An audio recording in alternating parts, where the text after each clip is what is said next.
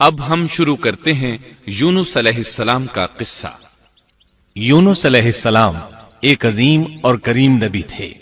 ان کا قصہ قرآن کریم میں ایک انوکھا قصہ ہے۔ آپ کے والد کا نام متا تھا اور آپ سیدنا ابراہیم علیہ السلام کی نسل سے تھے۔ آپ کا ایک نام ذوالنون بھی ہے، یعنی مچھلی والے۔ النون کا مطلب ہے مچھلی۔ اسی طرح آپ کو صاحب الحوت بھی کہا جاتا ہے۔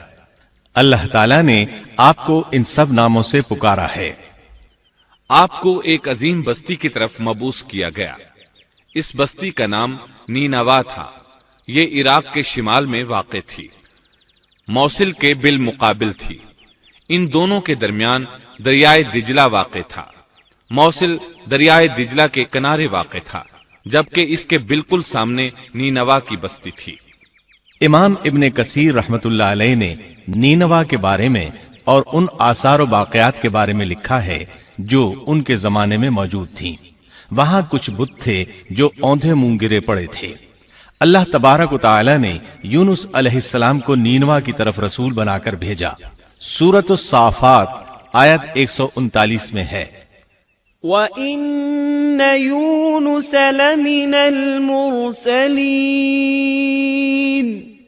اور بے شک یونس رسولوں میں سے تھے۔ آگے اللہ آیت 147 میں فرماتے ہیں، وَأَرْسَلْنَاهُ إِلَى 100 أَلْفٍ أَوْ يَزِيدُونَ، اور ہم نے اسے 1,00,000 بلکہ اور زیادہ آدمیوں کی طرف بھیجا۔ یعنی ان کی تعداد 1,00,000 سے زیادہ تھی۔ رہا یہ سوال کہ لاکھ سے کتنے زیادہ تھے، اکثر علماء کرام نے وضاحت کی ہے کہ وہ 1,00,000 سے قریباً 20,000 زیادہ تھے۔ اس طرح بستی والوں کی تعداد 1,20,000 تھی، اور یہ سب کے سب کفر پر تھے۔ یونس علیہ السلام انہیں سال ہر سال دعوت دیتے رہے، لیکن وہ اپنے کفر ہی پر ڈٹے رہے۔ پھر انہوں نے سیدنا یونس علیہ السلام پر ظلم و جبر شروع کر دیا، انہیں دھمکیاں دیں، مصائب و آلام سے دوچار کیا۔ مطلب یہ کہ جس طرح دوسرے انبیاء کرام کے ساتھ کیا گیا، ان کے ساتھ بھی وہی سلوک ہوا۔ آخر آپ نے اپنی قوم کو اللہ کے عذاب سے آگاہ کرتے ہوئے اعلان فرما دیا کہ فلاں دن تم پر عذاب آ جائے گا۔ پھر خود غصے کی حالت میں اس بستی سے نکل گئے، جبکہ اللہ تعالیٰ نے انہیں متعین دن کی مہلت دینے کی اجازت تو دی تھی، لیکن اس بستی سے نکل جانے کا حکم نہیں دیا تھا۔ جب آپ نے انہیں یہ مہلت سنائی تو خود غصے کی حالت میں بستی سے نکل گئے۔ سورہ انبیاء آیت 87 میں اللہ تعالیٰ فرماتے ہیں، وَذَا النُّونِ إِذ ذَهَبَ مُغَاضِبًا فَظَنَّ أَن لَّن نَّقْدِرَ عَلَيْهِ، مچھلی والے کو یاد کرو جبکہ وہ غصے سے چل دیا اور خیال کیا کہ ہم اسے نہ پکڑ سکیں گے۔ اس آیت کی تفسیر میں امام رازی رحمہ اللہ لکھتے ہیں، جس نے یہ گمان کیا کہ اللہ تعالیٰ اسے پکڑنے کی قدرت نہیں رکھتا، وہ آدمی کافر ہے۔ سیدنا امیر معاویہ رضی اللہ عنہ سے روایت ہے، انہوں نے سیدنا ابن عباس رضی اللہ عنہما سے کہا، آج رات قرآن کریم کی چند آیات کے معانی میں میں الجھ کر رہ گیا ہوں، مجھے کوئی راستہ سجھائی نہیں دے رہا کہ اس الجھن سے کس طرح نکلوں۔ مجھے بس آپ ایسے نظر آتے ہیں جو ان آیات کا مطلب بتا سکتے ہیں، کم از کم میں ان آیات کی تفسیر اور تعبیر نہیں سمجھ سکا۔ ابن عباس رضی اللہ عنہما نے پوچھا، وہ کون سی آیات ہیں؟ سیدنا امیر معاویہ رضی اللہ عنہ کہنے لگے، یونس علیہ السلام کا یہ خیال کرنا کہ اللہ تعالیٰ ان پر قدرت نہیں رکھتے۔ یہ سن کر سیدنا ابن عباس رضی اللہ عنہما نے فرمایا، اس سے مراد یہ نہیں، یہ لفظ قدر یہاں تنگی کے معنی میں آیا ہے، قدرت اور طاقت رکھنے کے معنی میں نہیں۔ اللہ تعالیٰ نے قدر بمعنی تنگی اور قدر بمعنی قدرت دونوں کا استعمال کیا ہے۔ تنگی کے معنی کی مثال سورۃ الطلاق آیت نمبر 7 میں ہے، وَمَن قُدِرَ عَلَيْهِ رِزْقُهُ فَلْيُنفِقْ مِمَّا آتَاهُ اللَّهُ، اور جس پر اس کے رزق کی تنگی کی گئی ہو، اسے چاہیے کہ جو کچھ اللہ تعالیٰ نے اسے دے رکھا ہے उसी में से अपनी हैसियत के मुताबिक दे। तो इस आयत में भी यही माना मुराद है कि उन्होंने गुमान कर लिया हम उन पर तंगी नहीं करेंगे, यानी उनका ख्याल ये था कि अगरचे वो अल्लाह ताला की इजाजत के बगैर निकल खड़े हुए हैं, फिर भी अल्लाह उन पर तंगी नहीं करेंगे, क्योंकि वो अल्लाह के एक मुअज़्ज़ज़ नबी और रसूल हैं और उनकी कौम के लोग अल्लाह की गिरफ्त और उसके अजाब के मुस्तहिक हैं। उन्हीं पर अल्लाह का अजाब नाजिल होने वाला है।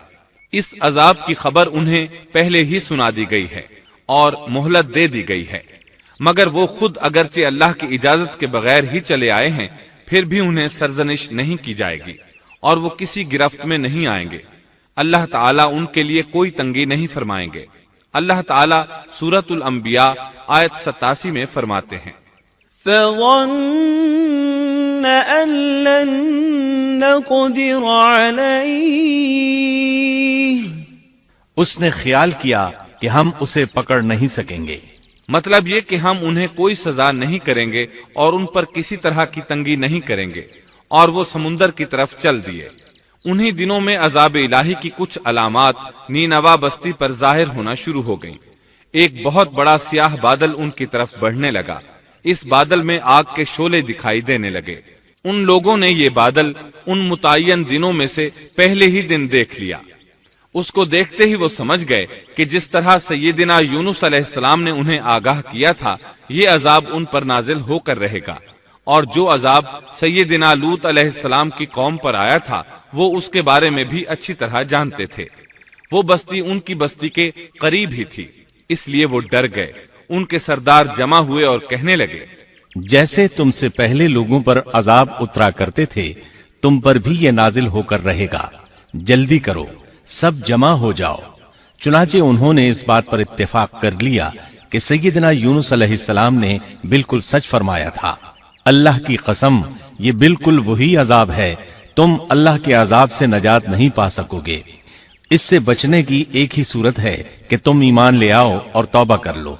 इस तरह वो सब के सब ईमान ले आए, लेकिन सैयदना यूनुस अलैहिस्सलाम वहां मौजूद नहीं थे। उनकी अदम मौजूदगी में ये सब के सब यानी 1,20,000 अफराद ईमान ले आए। उन्होंने पैबंद लगे कपड़े पहने और अल्लाह के हुजूर आजिजी, इनकिसारी और आहुजारी शुरू कर दी। रोने लगे, अल्लाह से बख्शिश मांगने लगे। फिर इसी हालत जार में बाहर खुले मैदान की तरफ निकल आए। इनके सरदारों ने सबको अलग अलग कर दिया, यहाँ तक कि माँ और बेटे को भी जुदा कर दिया।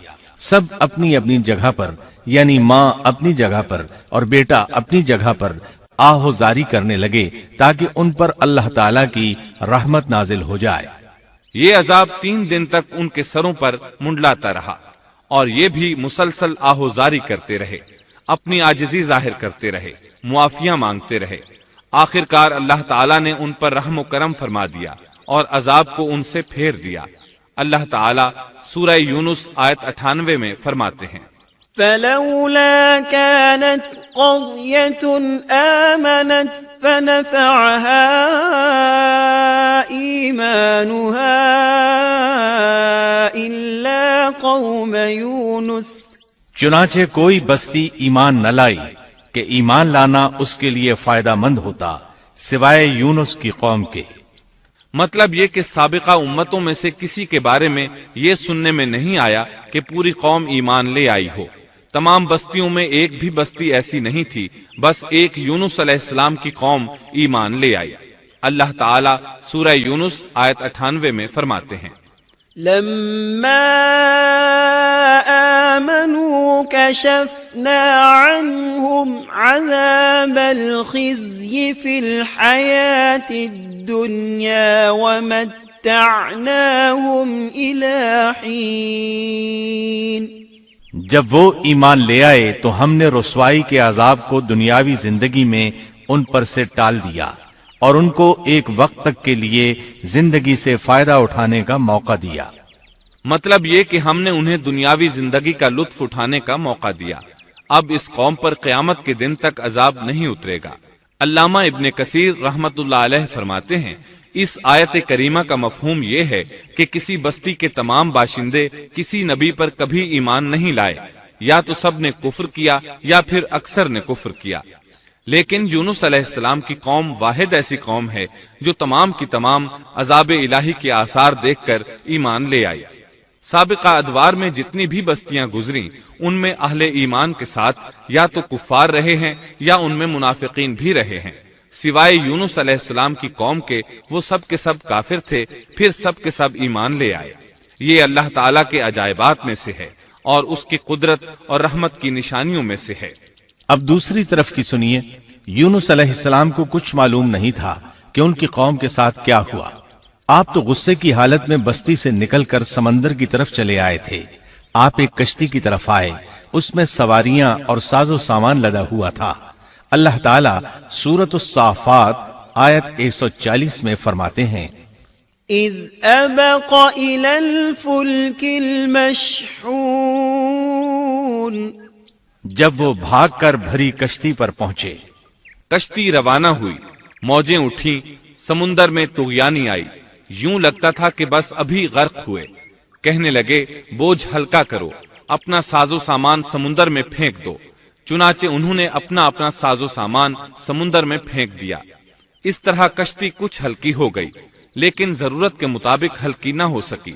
اب وہ کہنے لگے کسی کو سمندر میں گرانا ضروری ہے تاکہ کشتی مزید ہلکی ہو جائے، ورنہ یہ ڈوب جائے گی۔ جلدی کرو، قرع ڈالو۔ جس کے نام کا قرع نکلتا جائے اسے سمندر میں گراتے جاؤ اور بار بار یہ عمل دہراتے جاؤ یہاں تک کہ کشتی ہلکی ہو جائے۔ چنانچہ قرع ڈالا گیا۔ سب سے پہلے یونس علیہ السلام کا نام نکلا۔ سب کہنے لگے نہیں، یہ تو ایسے نہیں ہیں، ان کے چہرے پر تو سجدوں کے نشانات ہیں، انہیں رہنے دو، پھر قرع ڈالو۔ چنانچہ پھر قرع ڈالا گیا، پھر انہی کا نام نکلا۔ سب نے تعجب کیا۔ تیسری مرتبہ پھر قرع ڈالا گیا، اس بار پھر یونس علیہ السلام ہی کا نام نکلا۔ اللہ تعالیٰ سورۃ الصافات آیت 141 میں فرماتے ہیں، فساهم فكان من المدحضين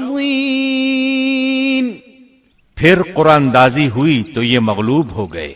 ہر بار انہی کا نام نکلا۔ آخر کار ان لوگوں نے انہیں پکڑ کر سمندر میں گرا دیا۔ فالتقمه الحوت تو پھر انہیں مچھلی نے نگل لیا۔ حوت بڑی مچھلی کو کہتے ہیں۔ اللہ تعالیٰ نے حوت کو القاء فرمایا، انہیں کھانا نہیں، نہ ان کے جسم کو کوئی گزند پہنچے۔ یہ اس مچھلی کو اللہ تعالیٰ کے احکامات تھے۔ اللہ تعالیٰ سورۃ الصافات آیت 142 میں فرماتے ہیں، فالتقمه الحوت وهو مليم تو پھر انہیں مچھلی نے نگل لیا اور وہ خود اپنے آپ کو ملامت کرنے لگے۔ یعنی وہ سمجھ گئے کہ بار بار جو ان کا نام قرآن اندازی میں نکلتا رہا ہے تو وہی مقصود ہیں، چنانچہ خود کو ملامت کرنے لگے، اور یہ ملامت توبہ کی ابتدا ہے کہ انسان خود کو ملامت کرتا ہے۔ اب یونس علیہ السلام مچھلی کے پیٹ میں تھے۔ اللہ کی قدرت، آپ مچھلی کے پیٹ میں 3 دن تک رہے، بعض روایات میں 7 دن اور زیادہ سے زیادہ مدت 40 روز آئی ہے۔ آپ نے مچھلی کے پیٹ میں اللہ تعالیٰ کو پکارا۔ اللہ سورۃ الانبیاء آیت 87 میں فرماتے ہیں، فنادى في الظلمات آخر کار وہ اندھیروں کے اندر سے پکار اٹھے۔ علماء نے یہاں 3 اندھیروں کا ذکر کیا ہے، مچھلی کے پیٹ کا اندھیرا، سمندر کا اندھیرا اور رات کا اندھیرا۔ گویا ان پر یہ سارے اندھیرے اکٹھے ہو گئے تھے۔ اللہ سورۃ الصافات آیت 143 اور 144 میں فرماتے ہیں، فلولا أنه كان من المسبحين للبث في بطنه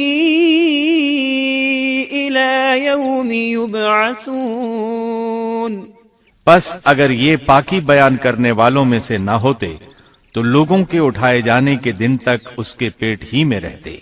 مطلب یہ کہ اگر آپ اللہ تبارک و تعالی کی تسبیح نہ بیان کرتے تو مچھلی کے پیٹ ہی میں رہتے۔ آپ نے دعا نہیں مانگی بلکہ اللہ عز و جل کی تسبیح بیان کی۔ روایات میں یوں بھی آتا ہے کہ جب مچھلی آپ کو سمندر کی اتھاہ گہرائی میں لے گئی تو آپ وہاں آبی مخلوقات کی تسبیحات کی آوازیں سننے لگے۔ گویا اللہ تعالیٰ نے انہیں القاء فرمایا کہ آپ بھی تسبیح کریں۔ اللہ سورۃ الانبیاء آیت 87 میں فرماتے ہیں، فنادى في الظلمات أن لا إله إلا أنت سبحانك إني كنت من الظالمين۔ بالآخر وہ اندھیروں کے اندر سے پکار اٹھا کہ الہی تیرے سوا کوئی معبود نہیں، تو پاک ہے، بے شک میں ظالموں میں ہو گیا۔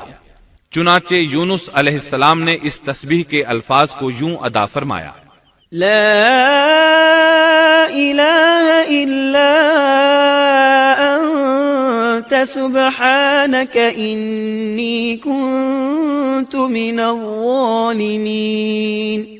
امام احمد، امام ترمذی، امام نسائی اور دیگر ائمہ رحمہم اللہ نے یہ حدیث نقل کی ہے کہ یونس علیہ السلام کی وہ دعا جو انہوں نے مچھلی کے پیٹ میں مانگی تھی وہ یہی ہے، لا إله إلا أنت سبحانك إني كنت من الظالمين۔ جو بھی مسلمان یہ دعا اپنی کسی حاجت میں مانگے گا اللہ تعالیٰ اس کی دعا ضرور قبول فرمائے گا۔ یہ دعائے مستجاب ہے، مقبول دعاؤں میں سے ہے۔ اسی دعا کے بعد اللہ تعالیٰ نے یونس علیہ السلام کو اس پریشانی سے نجات عطا فرمائی۔ اللہ سورۃ الانبیاء آیت 88 میں فرماتے ہیں، فاستجبنا له ونجيناه من الغم وكذلك ننجي المؤمنين۔ تو ہم نے اس کی پکار سن لی اور اسے غم سے نجات دے دی، اور ہم ایمان والوں کو اسی طرح بچا لیا کرتے ہیں۔ ایک صحابی نے نبی کریم صلی اللہ علیہ وسلم سے پوچھا، اے اللہ کے رسول صلی اللہ علیہ وسلم، یونس علیہ السلام نے جو دعا مچھلی کے پیٹ میں مانگی کیا وہ صرف انہی کے لیے تھی یا ان کے بعد اہل ایمان کے لیے بھی ہے؟ تو آپ نے فرمایا، یہ دعا یونس علیہ السلام کے لیے خاص تھی اور سب اہل ایمان کے لیے عام ہے۔ کیا تم نے اللہ تعالیٰ کا یہ فرمان نہیں سنا؟ وَكَذَلِكَ نُنْجِي الْمُؤْمِنِينَ۔ اور ہم ایمان والوں کو اسی طرح بچا لیا کرتے ہیں۔ جو بھی اس دعا کو پڑھے گا اللہ اسے رنج و غم سے نجات دیں گے۔ ایک قول کے مطابق تقریباً 40 روز آپ کی شب و روز یہی دعا رہی۔ اس مدت کے ختم ہونے پر اللہ تعالیٰ نے آپ کی دعا کو قبولیت بخشی۔ مچھلی ساحل پر پہنچی، انہیں کنارے پر ڈالا اور واپس چلی گئی۔ اس بات کو اللہ تعالیٰ نے سورۃ الصافات آیت 145 میں یوں بیان فرمایا ہے، فَنَبَذْنَاهُ بِالْعَرَاءِ وَهُوَ سَقِيمٌ۔ پس اسے ہم نے چٹیل میدان میں ڈال دیا اور وہ اس وقت بیمار تھے۔ آپ وہاں اسی طرح لیٹے رہے۔ پھر اللہ کی قدرت سے آپ کے قریب ایک بیلدار درخت اگا، جیسا کہ سورۃ الصافات آیت 146 میں ہے، وَأَنبَتْنَا عَلَيْهِ شَجَرَةً مِّن يَقْطِينٍ۔ اور اس پر سایہ کرنے والا ایک بیلدار درخت ہم نے اگا دیا۔ اس کدو کے درخت کے متعلق مورخین کا کہنا ہے کہ اللہ تعالیٰ نے اس درخت کا انتخاب اس لیے فرمایا تھا کہ اس درخت کے پتے چوڑے ہوتے ہیں، ان کے سائے میں انہیں ڈھانپ دیا گیا تاکہ ہوا سے اذیت نہ پہنچے، اس لیے کہ ان کے جسم سے جلد اتر گئی تھی۔ پھر اس درخت سے خوشکن خوشبو بھی آتی تھی، اس خوشبو نے انہیں فرحت بخشی۔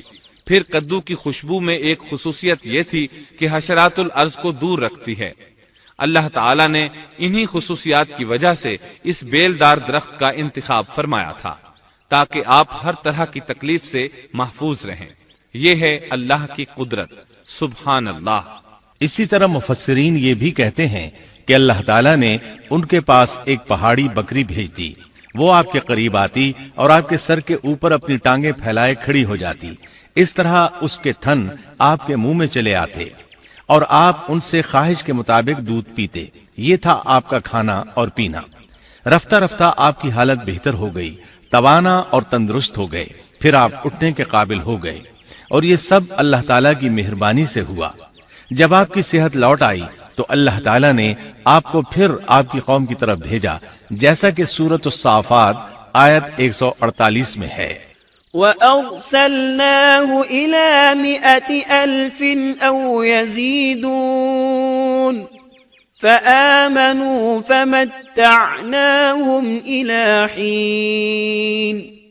اور ہم نے اسے 1,00,000 بلکہ اور زیادہ آدمیوں کی طرف بھیجا، پس وہ ایمان لے آئے اور ہم نے انہیں ایک زمانے تک عیش و عشرت دی۔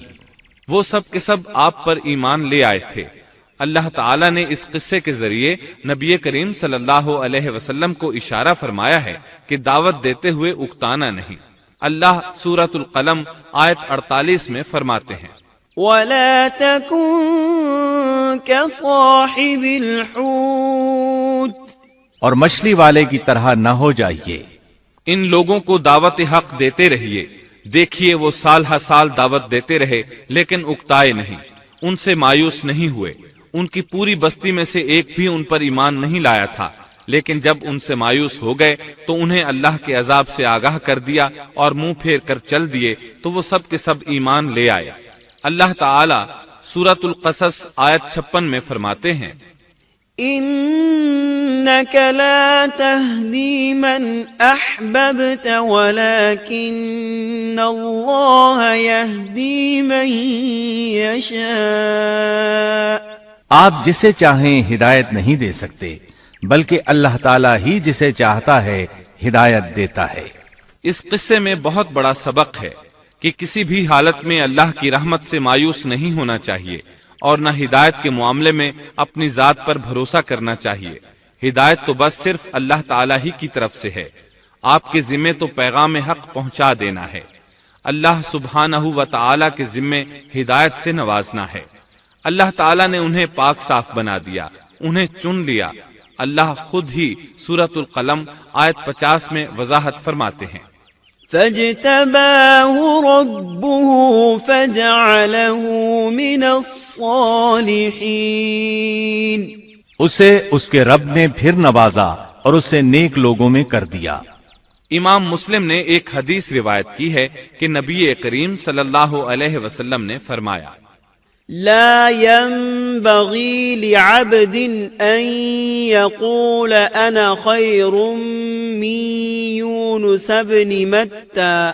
تم میں سے کوئی شخص ہرگز یہ نہ کہے کہ میں یعنی محمد یونس بن متا سے بہتر ہوں، یعنی یوں نہ کہے کہ میں سیدنا یونس علیہ السلام سے افضل ہوں۔